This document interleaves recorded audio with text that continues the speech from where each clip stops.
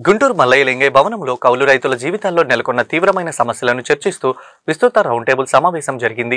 ఈ సమావేశంలో కౌలు రైతు సంఘం జిల్లా కార్యదర్శి పివి జగన్నాథ్ హాజరయ్యారు. కౌలు రైతుల భవిష్యత్తు, వారి హక్కులు, రుణభారం, పంట నష్టాలు, గుర్తింపు లోపాలు వంటి అంశాలపై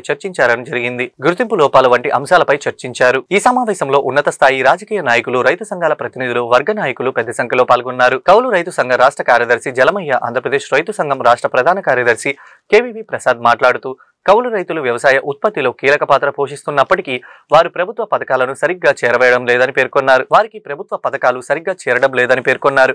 కౌలు రైతులకు గుర్తింపు కార్డులు జారీ చేయడంలో ప్రభుత్వం తీవ్రంగా నిర్లక్ష్యం వహిస్తుందని విమర్శించారు. రుణ సౌకర్యాలు, పంట బీమా, గిట్టుబాటు ధర, ఇన్పుట్ సబ్సిడీ, నష్టపరిహారం వంటి అంశాలను ప్రభుత్వం ప్రాధాన్యంగా చూడాలని డిమాండ్ చేశారు. కౌలు చట్టాన్ని అమలు చేయడానికి ఆర్డినెన్స్ తెచ్చేందుకు కూడా ప్రభుత్వం వెనుకబడిందని సూచించారు. అదేవిధంగా అధిక కౌలు రేటు, ప్రైవేటు రుణదారుల యొక్క భారీ వడ్డీ, 90% కౌలు ఒప్పందాలు నోటి పత్రం ఆధారంగా జరగడం వంటి వాస్తవాలను నాయకులకు ప్రస్తావించారు. భూ యజమానుల పేర్లపై ఉన్న రుణాలు కారణంగా కౌలు రైతులకు బ్యాంకుల నుండి రుణాలు రాకపోవడం ఒక ప్రధాన సమస్యగా గుర్తించారు. కౌలు రైతుల జీవనం క్షీణిస్తుండగా ప్రభుత్వం నిర్లక్ష్యం చూపడం ఆగ్రహాస్పదమని వ్యాఖ్యానించారు. ఆంధ్రప్రదేశ్ కౌలు రైతుల సంఘం రాష్ట్ర ప్రధాన కార్యదర్శిని. ఈరోజు జరుగుతున్నటువంటి సమావేశానికి రైతు సంఘాలు, కౌలు రైతు సంఘాలు, ఏఐటీసీ రాష్ట్ర నాయకత్వం, ఇతర ప్రజా సంఘాల నాయకులు కూడా పాల్గొన్నారు. ఈ సమావేశం సందర్భంగా ప్రభుత్వం దృష్టికి తీసుకురావాల్సిన అంశాల గురించి 2-3 అంశాలని ప్రభుత్వం దృష్టిలో పెట్టబోతుంది. రాష్ట్రం ప్రత్యేకంగా ఏర్పడిన తర్వాత అంతకుముందు ఉమ్మడి రాష్ట్రంలో కూడా కౌలు రైతులు గణనీయమైన సంఖ్యలో ఉన్నారు. కౌలు రైతులకి ఏ ప్రభుత్వం కూడా న్యాయం చేయట్లేదు.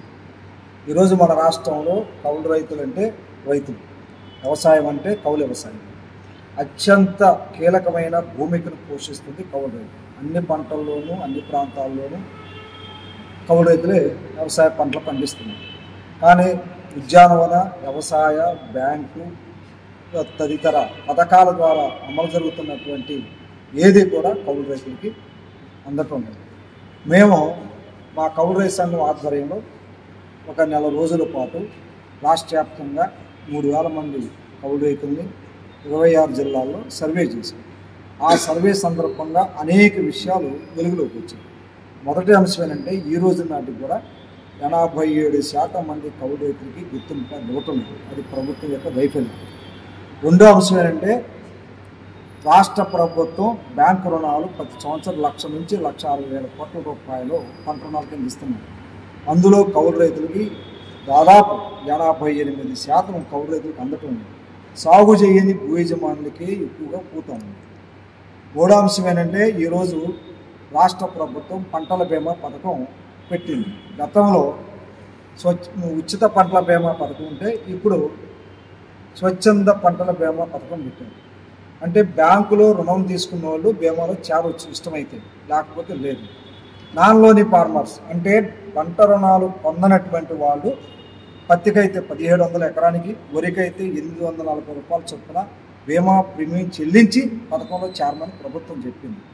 మన రాష్ట్రంలో ఖరీఫ్లో 1,00,00,000 ఎకరాలు పైగా అన్ని పంటలు సాగు చేస్తే 20 లక్షల ఎకరాల కంటే ఎక్కువ మంది ఈ పంట బీమాలో చేరలేదు. కారణం బీమా ప్రీమియం ఎక్కువ భారంగా మారింది.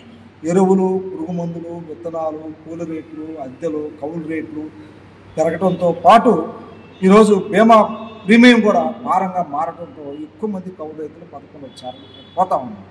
దీనికి కారణం రాష్ట్ర